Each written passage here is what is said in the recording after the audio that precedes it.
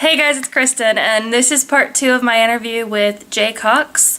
I ended up needing to split them up, so this is part 2 for you guys, and I hope you enjoy it. I'll see y'all later. Bye. Have you done any research for anything you've written? Yes. That sounds like it's been a lot of research. A lot more than you would think.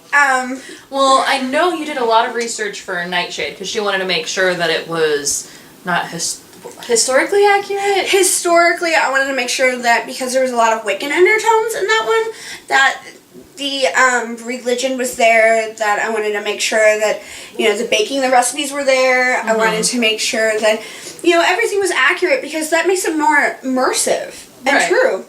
Well, and she also made sure, she creates a couple of potions, or maybe it was just one, in Nightshade, and she made sure that all of the ingredients actually matched up with actual Wiccan beliefs. Yeah, well, with Life and Death again, I was creating Jay's magic demon bullets, and these are bullets that when they shoot a demon, they kill him. And I was like, well, how would that happen? And so me and my husband had a conversation about it, and he's a huge gun enthusiast, and he knows so much about guns. I know enough, but not nearly as much as him. So we started talking about the bullet, the casing, how it would be made, and, what would be actually effective. And then he went and made it. And it worked. Which was really cool. That's really cool. What's your writing canvas? My computer. Yeah. I used to, when I smoked, I would have my ashtray and coffee and, everything set off to my right. My feet would go on the desk by the left because we have a nice little square desk, and then the keyboard in my lap, and, I would get comfy like that. Now, it's the Hershey bars, because when I quit smoking, Hershey bars and chocolate saved my life. Yeah. Everybody has their own different thing when they stop smoking. Oh, yeah. Oh, definitely. My dad's smoking because his heart attack had got both of us to quit smoking. And he was like, "You're using chocolate?" I said, "Yeah, I'm using chocolate, Dad. Do you know how much I walk with my kid? I'm already walking enough." Yeah. Do you do an outline or a plot, or do you just go with the flow? I have a general idea when I go to write, I have a general idea. I've had conversations with all of these characters in my head a million times. But we just have a beginning. We kind of, we know what's going on in the moment when we sit down together. And then we go with the flow after that. I found that if I try to do a plot or an outline of any sort, I just kind of muffle it up, and it makes it really hard to write for me. It's horribly hard to write. No. But, I mean, there is a certain amount of planning that has to go in each book. Because, Athos, that baby I was telling you about,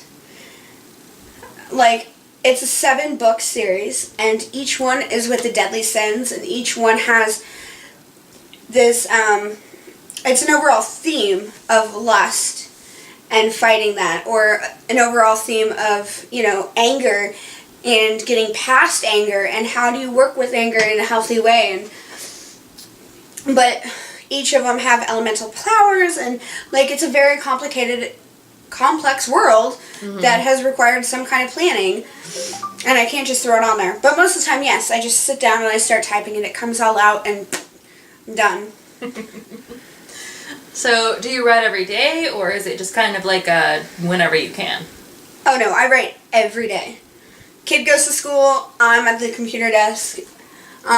If I have to go run errands or go do something important, go to the DMV. Nobody likes doing that. Yeah, no, but I mean, if I have to go pay bills or do something important, I will postpone it until later that night. But I also read every day, too. Which is very important. You need to make sure that you're continually researching and seeing what's out on the market. That way you're not, writing something that's already been written. Or, sticking with the times. If maybe vampires are popular, you maybe write something about vampires. Or try something with werewolves, maybe. That way you're not writing another vampire novel. Well, even with that, it's more of like teaching me how to structure the books and English. Mm-hmm. Like, my writing has improved, like, it's 1 billion times since I sat down and wrote the first Athos and the Last Demon, which was the very first novel I wrote, and it was completely different than what I have now. Well, and everybody's writing style evolves. Yes. Every style evolves, every voice gets changed and things like that, but I mean, when you read every day, you kind of see the patterns of where to put commas, you know, how to spell words that are generally misspelled. I mean, you learn a lot just from reading books on an everyday basis. But yeah, I mean, I guess you can see what's popular, what's not popular. I like to write what's not popular and see what, you know.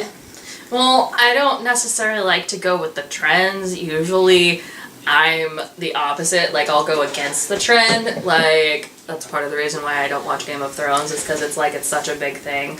But you would think... It's a big thing for a reason, honey. I know. And that was actually part of the reason why I didn't watch Doctor Who for so long, was because it's this huge thing. And I was just like, well, I don't want to get swept up in it. And it's just, I love it. But I don't know. Game of Thrones, I can't get myself to do it. Do you have a goal when you write? Like, you know, you sit down for 45 minutes and write, or is it like you have to get a chapter done, or is it just you write until you get writer's block? I write until I am done, which sounds really odd, but sometimes that's my husband or my son coming in the door, and I get interrupted, and then once that concentration's broken, I'm done. So, and sometimes that's the dog asking to go potty in a really loud and obnoxious way, instead of her normal, like, hey, Mom, come on, time to go. You know, instead it's like, Mom, crazy, retarded! You know. Gotta go now! Yeah. But then sometimes it's just like, it's a paragraph or two, and I'm done, because I know I have a huge list of things to do, or I am playing Skyrim, you know. I scheduled Skyrim for that day. So what do you think is the hardest thing about writing? I don't know, spelling. Spelling? I suck at spelling. You too. And sometimes my bestie, he'll be working on his book, and we'll be sitting across the table from each other drinking coffee, and he'll be like, how do you spell this? And I'm like, you're asking me.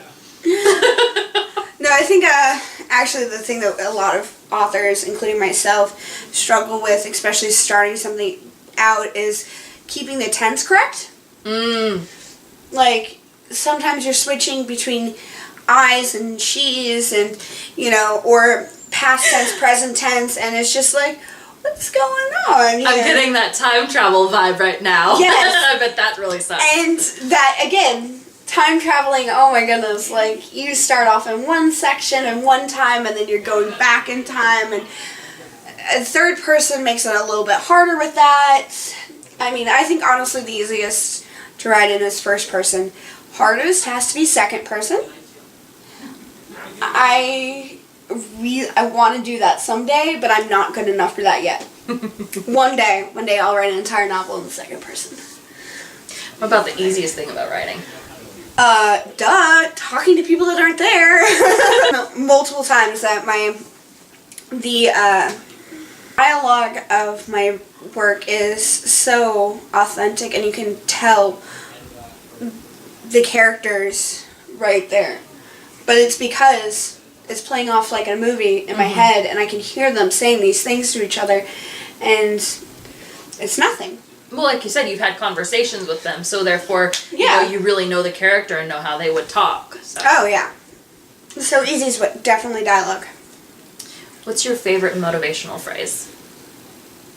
I want to say Shia LaBeouf. Just do it. No. I actually have this cute little meme. It's all the Avengers, and they're not wearing shirts, and it says, and they're all pointing at the picture, and they're like, you should be writing.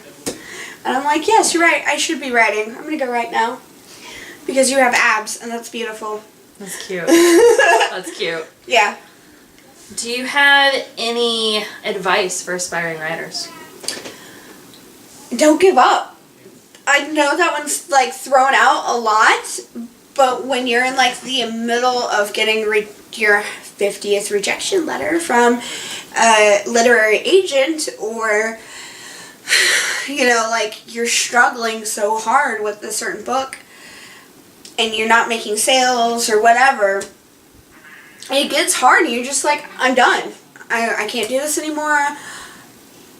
But you have to push through it if you're really going to get this done, because you have to remember, J.K. Rowling got rejected 100 times before Harry Potter got out. Mm-hmm.